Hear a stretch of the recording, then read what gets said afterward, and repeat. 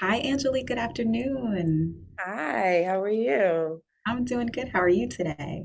Wonderful, wonderful. Thank you. Enjoying the weather. Yes, it's been okay this last couple days. Yeah. I'm in Phoenix, so it's absolutely it's still 100 degrees, Oh, but goodness. I'm staying cool. Staying cool. Wow. I think 100 degrees would be nice right now. It's like rainy and miserable right now. I'm freezing. I've learned to appreciate the rain. I've Mm, learned to appreciate the rain. It doesn't rain much here. It, mm. it does rain, but not much. But I appreciate all of the seasons. I appreciate them all. I understand that, and I need to get in that mindset. But before we go too deep into the conversation, why don't you share a little bit about yourself? Mhm. So I am Angelique Kane. I am a wife. I'm a mother to four beautiful, marvelous children. Um, Braden is 18. I have Ayana, who's also 18. I have Ezekiel, who is 13. Sorry, he's gonna kill me. He's 14. You got to get it right. And I know it's so many things swirling. And then I have my youngest JoJo, who is 10. Mm. Yeah. And I recently relocated to Phoenix. My husband's job relocated him, and I didn't come right away because I wanted to allow my girls to finish high school at the Baltimore School for the Arts. It is an institution that has really made a huge impact on my family and really wanted to allow my girls to finish their high school years with the faculty and their friends and teachers and community that Mhm. really was instrumental in helping to develop who they are now. I love that. I love Yeah. So I am actually I'm doing contract work at the Indigo Cultural Center. I'm a racial equity specialist. And we do, I do technical assistance on diversity, equity, and inclusion, specifically in early childhood spaces, most specifically in within infant and early childhood mental health consultation. wonderful. Very, very important work as I too professionally am in the early childhood space, and Mhm.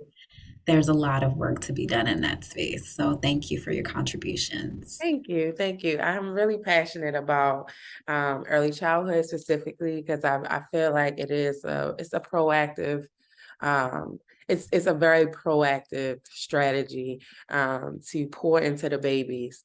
I believe you can pour, proactive solutions can be for there are different strategies for every generation, but I feel the most inclined and drawn to the babies.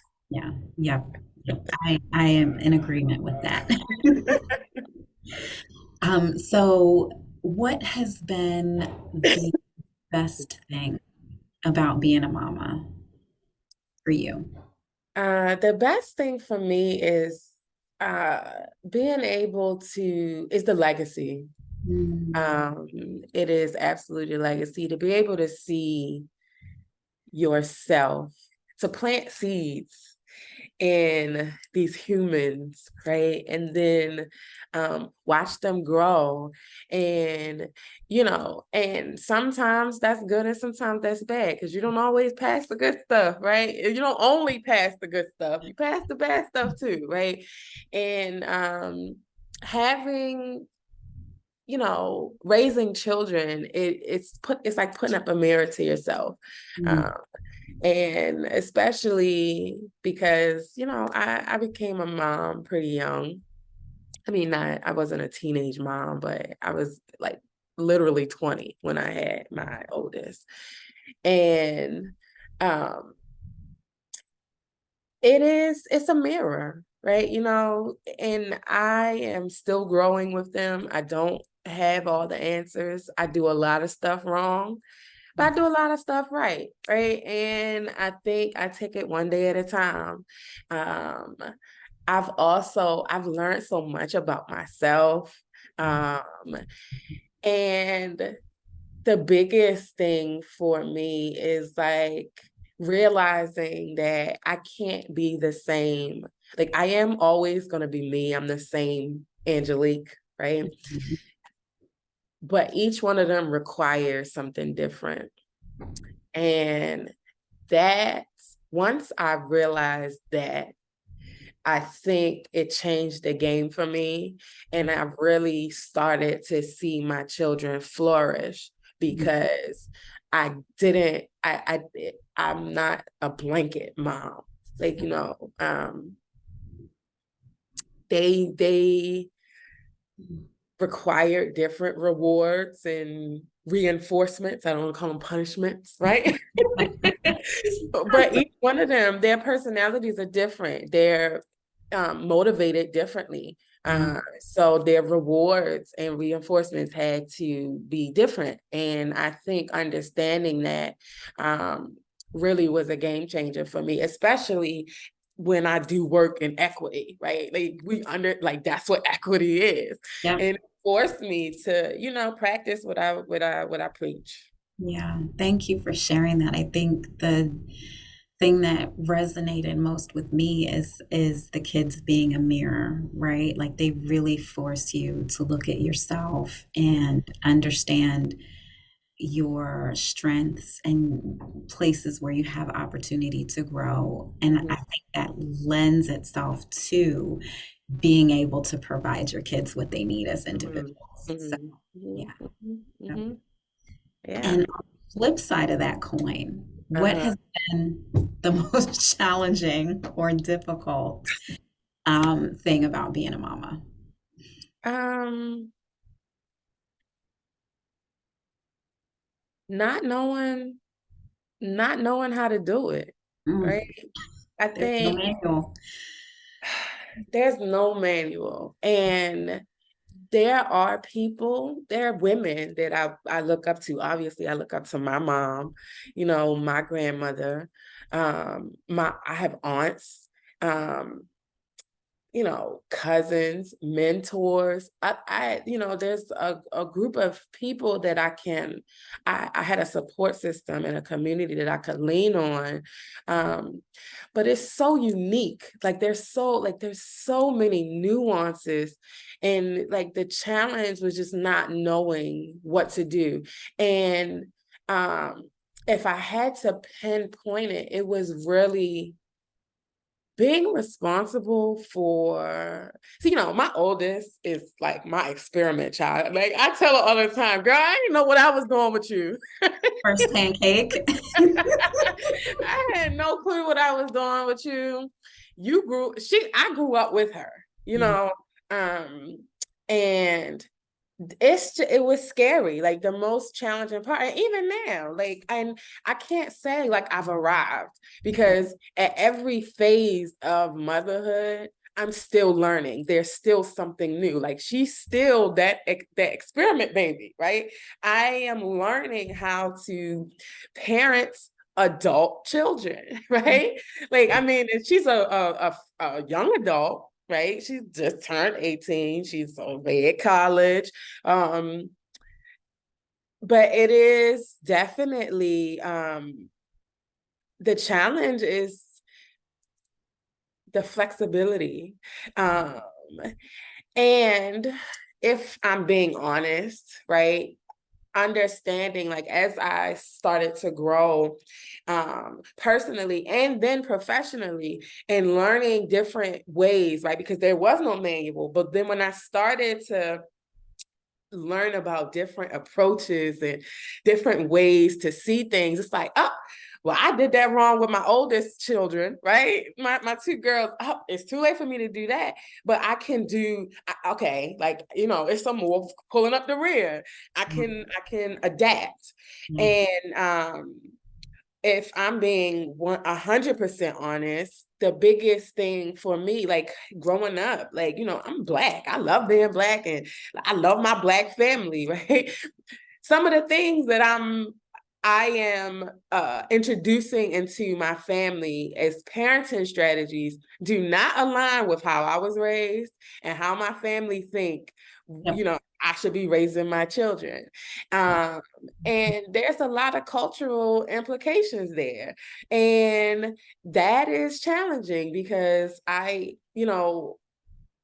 trade, I try to I introduce new ideas to different audiences and try to explain um, that there really is no manual. Like you have to customize your parenting according to your children, your family, your household, like your customs, your way of being. But it is different. I was taught. Now, I'm not saying I did it all the time. I was taught you don't talk back, right? So then, raising children where it's just like, hey, I want feedback. Like, I want to know, like, what are you thinking? Tell me how you feel about this. Now, there's still, I said what I said, right? It's still, I said what I said, and there's structure and rules, right? And then also being able to provide space for them to share and talk about, like, how did you feel about that? Now, again, I said what I said, but how did that make you feel? What did you learn from this? Are you going to do something different the next time this situation comes up? That is something that was new to me.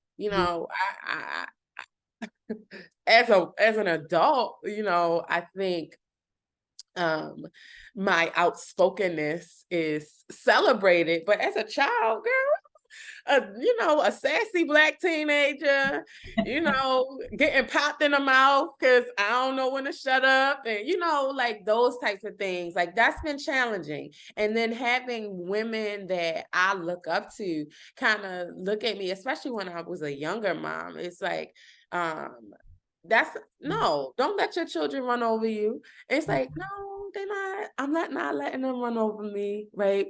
And I do want them to be leaders. I do want them to develop conflict resolution skills. And the best way to teach them that is at home. Yeah.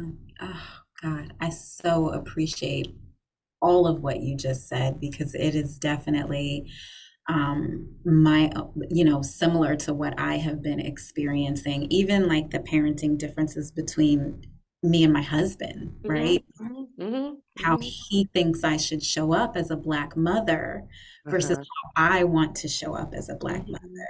Mhm, mhm, And, setting that boundary between not accepting back talk and still allowing them to respectfully disagree. mhm, mhm, Because I want them to be able to respectfully disagree with other adults in their lives, to mhm. think critically for themselves and not just follow what people are telling them. And like you said, if I want them to do that out in the world, they have to be able to do that in the house.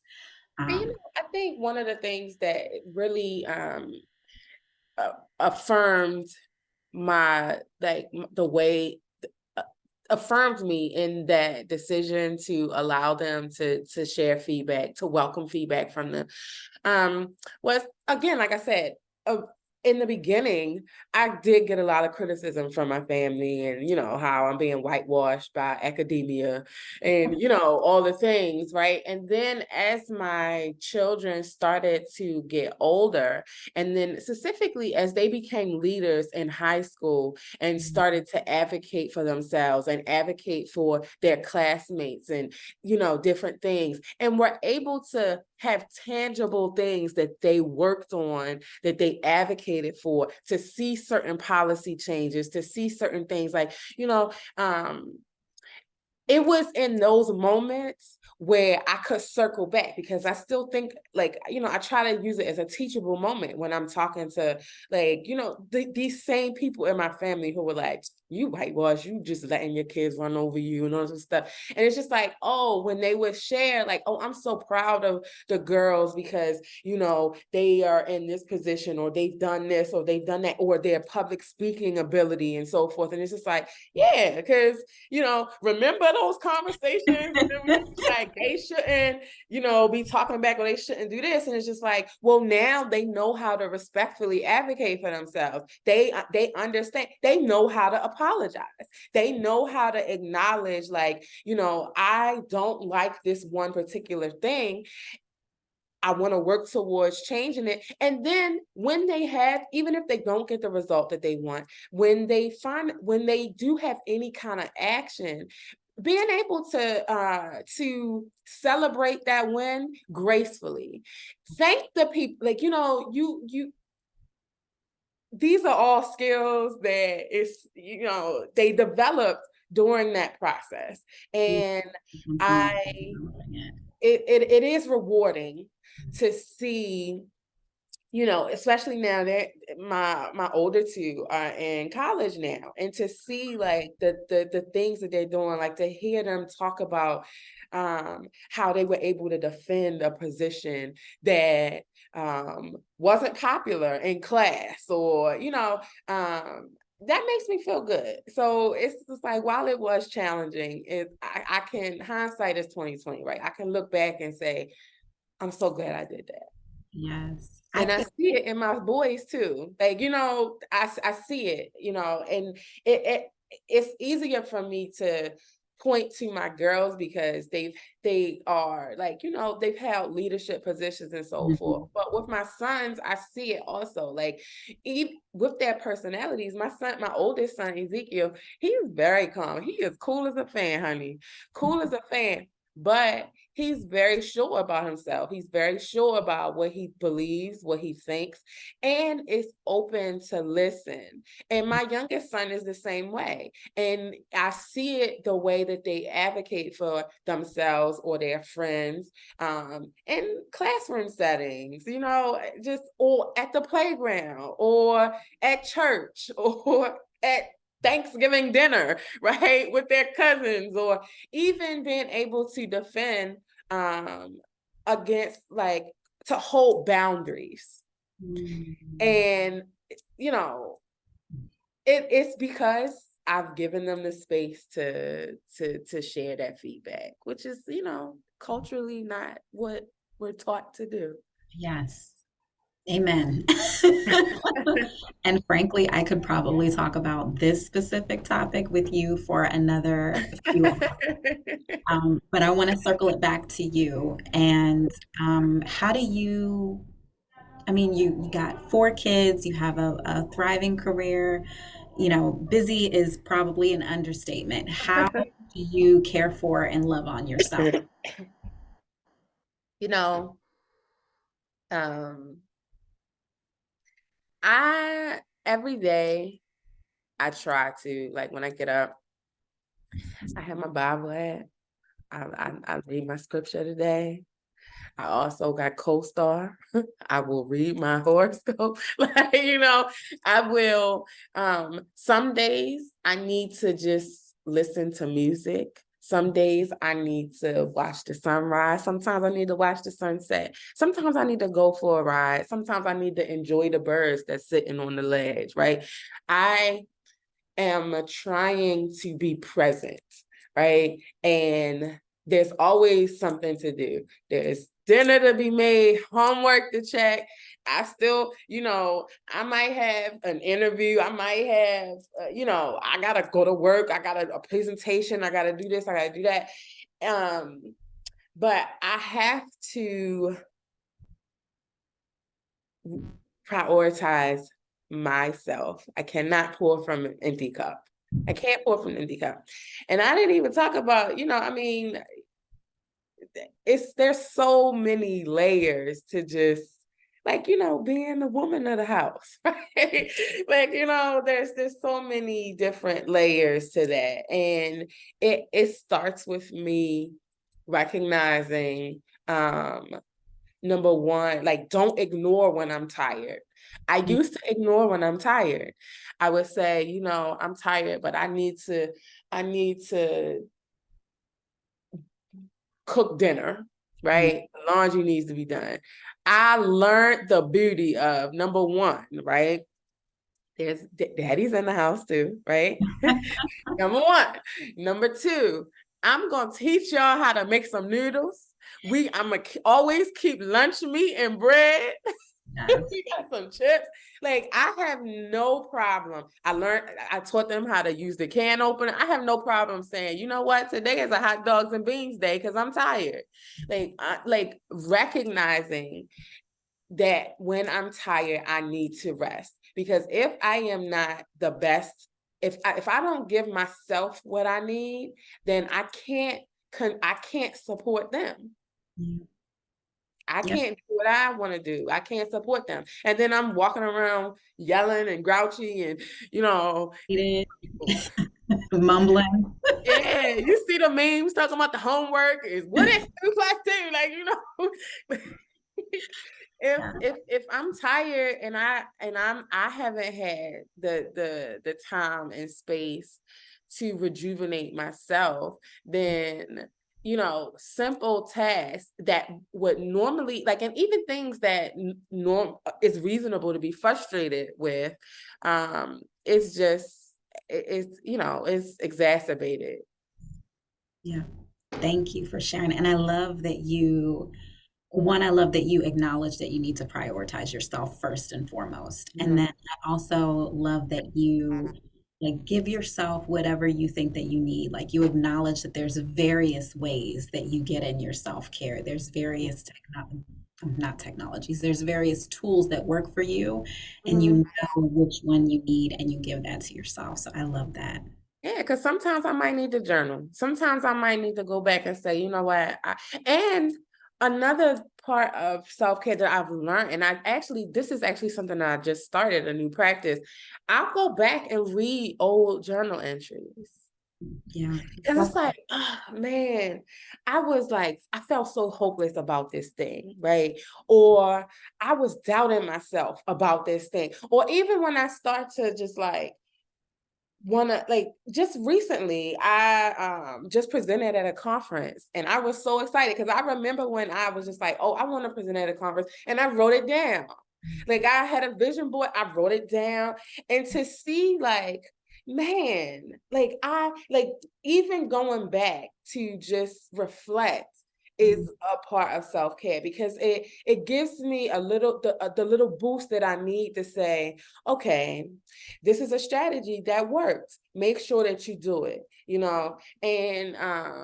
I think it's important to have multiple different things, because, like, I have to have a strategy for when I'm in a meeting and I'm dysregulated in a meeting, right? I can't just be like, I need to go, I need to log off and journal, or I need to go see the sunset. I can't do that all the time. I need to be able to have different strategies that can work in different settings with different people in the moment, So I'm really excited about that, because that's something that I had to learn. yeah. Something I had to learn, especially, like I said, being a young mother. You think like it's always the kids first, the kids first. Like, I have to, and yes, you do need to prioritize your children, and I am a priority as well. Yes. As my husband tells me all the time, two things can be true at the same. Mhm. Mhm. Mhm. Angelique, this has been a wonderful conversation. I am, again, just so grateful for your time. Is there Thank anything else you. that you want to share? Any like words of wisdom or anything that you're working on that you want to share? I would just say, just continue to grow. Like, take take everything can be broken down into smaller steps. Mm, And, I don't get discouraged. There's so many books I want to read, but it's just like, oh, when am I gonna have time to do that? It's just like, okay, get it. And when you have 10, 15 minutes, when you're on a flight, right? In those moments where I didn't charge my phone, in those moments where I'm sitting in a doctor's office, like in the waiting room, like just have like you can accomplish anything in bites and small steps, right? Just take the first step. That's the strategy I try to use. That's a strategy I try to share with other mothers, fathers too, um, it, take it one step at a time. One step at a time. Thank you. Thank you so much. Thank you.